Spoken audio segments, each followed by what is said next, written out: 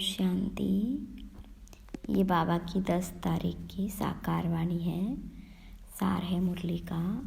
मीठे बच्चे, बाप समान रहम दिल बनो। रहम दिल बच्चे सबको दुखों से छुड़ाकर पति से पावन बनाने की सेवा करेंगे।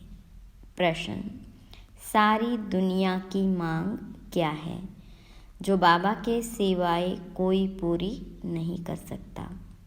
तो बाबा ने कहा, सारी दुनिया की मांग है शांति और सुख मिले। सभी बच्चों की पुकार सुनकर बाप आते हैं। बाबा बेहद का है, इसलिए उसे बहुत फुरना है कि मेरे बच्चे कैसे दुखी से सुखी बने। बाबा कहते, बच्चे पुरानी दुनिया भी मेरी है, मेरे ही सब बच्चे हैं। मैं आया हूँ सबको दुखों से छुड़ाने। मैं सारी दुनिया का मालिक हूँ, इसे मुझे ही पतित से पावन बनाना है। ओम शांति। बाबा पावन बना रहे हैं बच्चों को, तो ज़रूर बाबा से प्यार चाहिए। बल भाइयों का आपस में प्यार तो ठीक है। एक बाप के सब बच्चे आपस में भाई भाई है, परंतु पावन बनाने वाला एक बाप ही है। इसलिए सब बच्चों का लव एक बाप में ही चला जाता है। बाबा कहते, बच्चों माँ में कम याद करो। यह तो ठीक है, तुम भाई भाई हो तो जरूर खीर खंड ही होंगे। एक बाबा के बच्चे हो, आत्मा में ही इतना प्यार है, जबकि देवताई पद प्राप्त करते हो तो आपस में बहुत ही प्यार होना चाहिए। हम भाई भाई बनते हैं, बाबा से वर्षा लेते हैं। बाबा आकर सिखलाते हैं। जो समझने वाले होते हैं वह समझते हैं। यह स्कूल व बड़ी यूनिवर्सिटी है। बाबा सबको दृष्टि देते हैं, वह याद करते हैं। बेहद के बाप को सारी दुनिया के मनुष्य मात्र सभी आत्माएं याद करती है। बाबा की ही सारी दुनिया है, नई व पुरानी। नई दुनिया बाबा की है तो पुरानी नहीं है क्या? बाबा ही सभी को पावन बनाते हैं। पुरानी दुनिया भी मेरी है। सारी दुनिया का मालिक मैं ही हूँ। भल मैं नई दुनिया में राज्य नहीं करता हूँ, परंतु है तो मेरी ना। मेरे बच्चे मेरे इस बड़े घर में भी बहुत सुखी रहते हैं और फिर दुख भी पाते हैं। यह खेल है। यह सारी बेहद की दुनिया हमारा घर है। यह बड़ा मांडवा है ना। बाबा जानते हैं सारे घर में हमारे बच्चे हैं। सारी दुनिया को देखते हैं, सब चैतन्य हैं। सभी बच्चे इस समय दुखी हैं, इसलिए पुकारते हैं, बाबा हमको चीची दुखी दुनिया से शांति की दुनिया में ले चलो। शांति देवा बाबा को ही पुकारते हैं, देवताओं को तो कह न सके। सबका वह एक बाप है, उनको सारी सृष्टि का फुरना रहता है। बेहद का घर है। बाबा जानते हैं इस बेहद घर में इस समय सब दुखी है, इसलिए कहते हैं, शांति देवा सुख देवा। 2 चीज़ें मांगते हैं ना, सभी तो जानते हो। हम बेहद के बाप से सुख का वर्षा ले रहे हैं। बाबा आकर हमको सुख भी देते हैं, शांति भी देते हैं, और कोई सुख शांति तो देने वाला है नहीं। बाबा को ही तरस पड़ेगा। वह है बेहद का बाप। तुम समझते हो हम बाबा के बच्चे बहुत सुखी थे, जबकि पवित्र थे। अब अपवित्र बनने से दुखी हो जाते हैं। काम चिता पर बैठ काले पतित बन जाते। मूल बात है कि बाबा को भूल जाते। जिस बाबा ने इतना ऊंच पद दिया, गाते भी है ना, तुम मात पिता हम बालक तेरे। सुख घनेरे थे, सो फिर तुम अभी ले रहे हो, क्योंकि अब दुख घनेरे हैं। यह तमो प्रधान दुनिया विषय सागर में गोते खाते रहते हैं, समझते कुछ नहीं। तुमको अब समझ आई है। तुम समझते हो कि यह रौरव नरक है। बाबा बच्चों से पूछते हैं, अभी तुम नरकवासी हो या स्वर्गवासी हो? जब कोई मरता है तो झट कह देते स्वर्गवासी हुआ, अर्थात सब दुखों से दूर हुआ। फिर नरक की चीज़ें उनको क्यों खिलाते हो, यह भी समझते नहीं। बाबा आकर स्वर्ग की स्थापना करते हैं। तुम बच्चों को राजयोग सिखलाते हैं। बाबा कहते, मीठे बच्चे, मैं तुमको यह नॉलेज सुनाता हूँ। मेरे में ही यह नॉलेज है। ज्ञान सागर मैं हूँ। कहते हैं यह शास्त्रों की अथॉरिटी है, लेकिन वह भी आत्माएं है ना। यह भी समझते नहीं। बाबा का ही पता नहीं। बाबा जो विश्व का मालिक बनाते हैं, उनके लिए कहते ठीक कर भीतर सब में। व्यास भगवान ने क्या क्या बातें लिख दी है। मनुष्यों को कुछ भी पता नहीं, बिल्कुल आर्फन बन आपस में लड़ते झगड़ते रहते हैं। बाबा रचता और रचना के आदि मध्य अंत को कोई नहीं जानते। बाबा अपना और रचना के आदि मध्य अंत का राज समझाते हैं, और तो कोई बता न सके।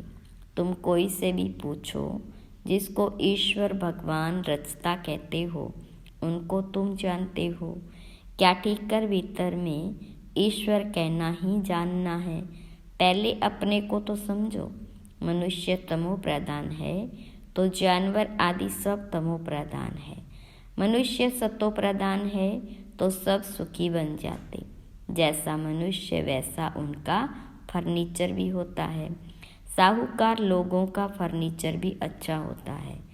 तुम तो बिल्कुल सुखी विश्व के मालिक बनते हो, तो तुम्हारे पास हर चीज़ सुखदायी है। वहाँ दुखदायी कोई चीज़ होती नहीं। यह नरक है ही गंदी दुनिया।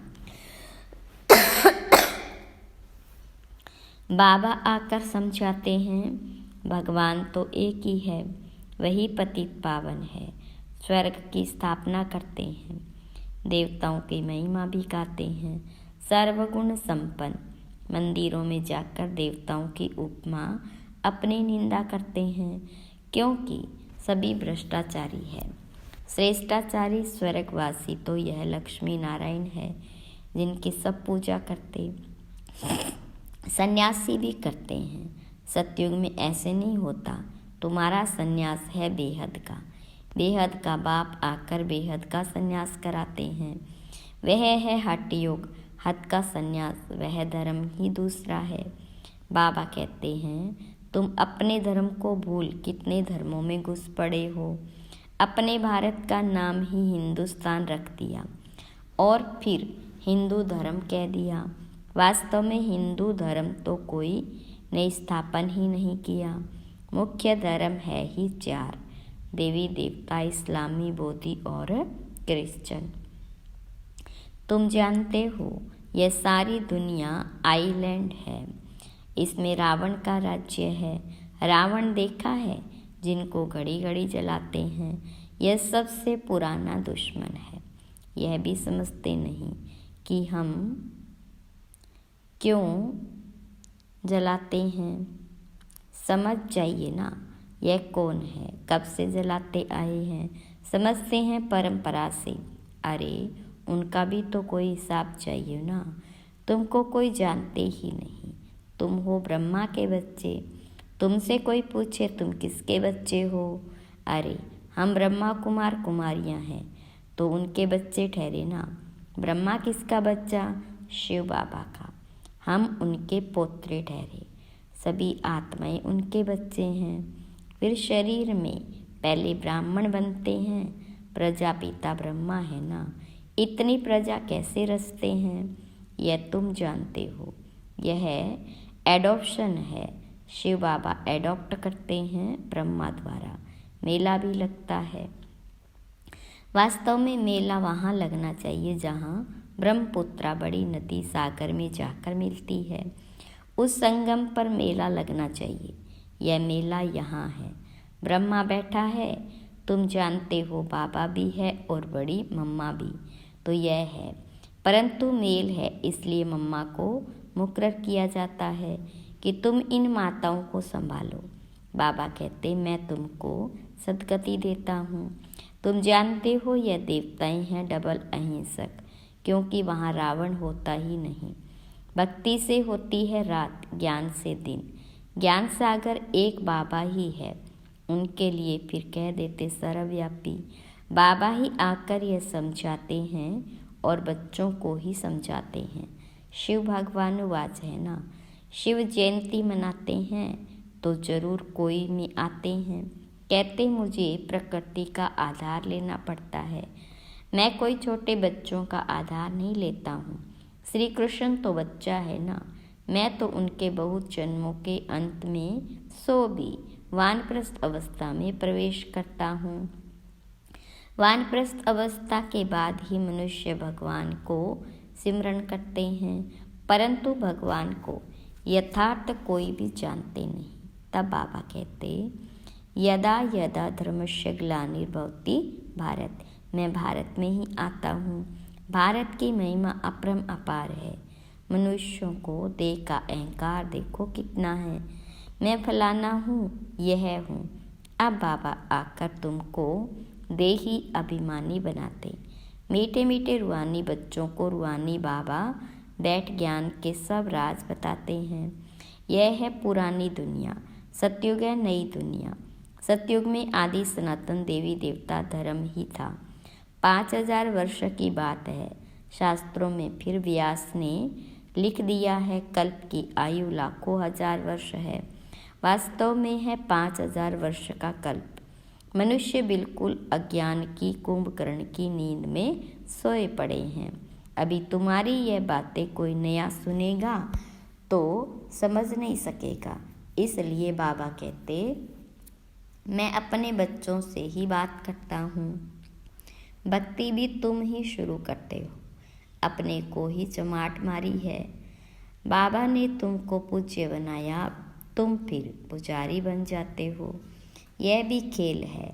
कोई कोई मनुष्य नरम दिल होते हैं तो खेल देखकर भी रो पड़ते। बाबा तो कहते, जिन रोया तिन खोया। सतयुग में रोने की बात नहीं। यहाँ भी बाबा कहते रोना नहीं है, रोते हैं द्वापर कलयुग में। सतयुगी कभी रोते नहीं। पिछाड़ी में तो किसको रोने की फुर्सत ही नहीं रहेगी। अचानक मरते रहेंगे, हाय राम भी नहीं कह सकेंगे। विनाश ऐसा होगा जो जरा भी दुख नहीं होगा, क्योंकि हॉस्पिटल आदि तो रहेगी नहीं, इसलिए चीज़ें ही ऐसी बनाते हैं। तो बाबा समझाते, तुम बंदरों की मैं सेना लेता हूँ रावण पर जीत पाने के लिए। अब बाबा तुमको युक्ति बताते हैं रावण पर जीत कैसे पानी है। सब सीताओं को रावण की जंजीरों से छुड़ाना है। यह सब समझने की बातें हैं। भगवान वाच, बच्चों को ही बाबा कहते, हियर नो एविल। जिन बातों से तुम्हें कोई फायदा नहीं, उनसे तुम अपने कान बंद कर लो। अब तुमको श्रीमत मिलती है, तुम ही श्रेष्ठ बनेंगे। यहाँ तो श्री श्री का टाइटल सबको दे दिया है। अच्छा, फिर भी बाबा कहते अपने को आत्मा समझो और बाबा को याद करो। कितना वंडरफुल हार जीत का यह बेहद का खेल है जो बाबा ही समझाते हैं। अच्छा, मीठे मीठे सिखिलदे बच्चों प्रति माता पिता बाप दादा का याद प्यार और गुड मॉर्निंग। रूहानी बाप की रूहानी बच्चों को नमस्ते। रूहानी बच्चों की रूहानी बाप दादा को याद प्यार गुड मॉर्निंग और नमस्ते। धारणा के लिए मुख्य सार। पहली पॉइंट, बाप समान रहम दिल बनना है। सबको दुखों से छुड़ाकर पतित से पावन बनाने की सेवा करनी है। पावन बनने के लिए एक, बाबा से बहुत बहुत लव रखना है। दूसरी पॉइंट, बाबा कहते जिन रोया तिन खोया, इसलिए कैसी भी परिस्थिति हो तुम्हें रोना नहीं है। वरदान, स्वयं के राज्य द्वारा अपने साथियों को स्नेही सहयोगी बनाने वाले मास्टर दाता भव। विस्तार, राजा अर्थात दाता। दाता को कहना व मांगना नहीं पड़ता। स्वयं हर एक राजाओं को अपने स्नेह की सौगात ऑफर करते हैं। आप भी स्वयं पर राज्य करने वाले राजा बनो तो हर एक आपके आगे सहयोग की सौगात ऑफर करेंगे। जिसका स्वयं पर राज्य है उसके आगे लौकिक अलौकिक साथी जी हाजिर जी हजूर हाजी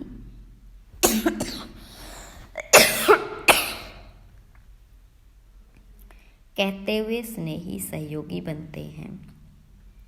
परिवार में कभी ऑर्डर नहीं चलाना, अपनी कर्मेंद्रियों को ऑर्डर में रखना तो आपके सर्व साथी आपके स्नेही सहयोगी बन जाएंगे। स्लोगन, सर्व प्राप्ति के साधन होते भी वृत्ति उपराम रहे तब कहेंगे वैराग्य वृत्ति। अच्छा, ओम शांति।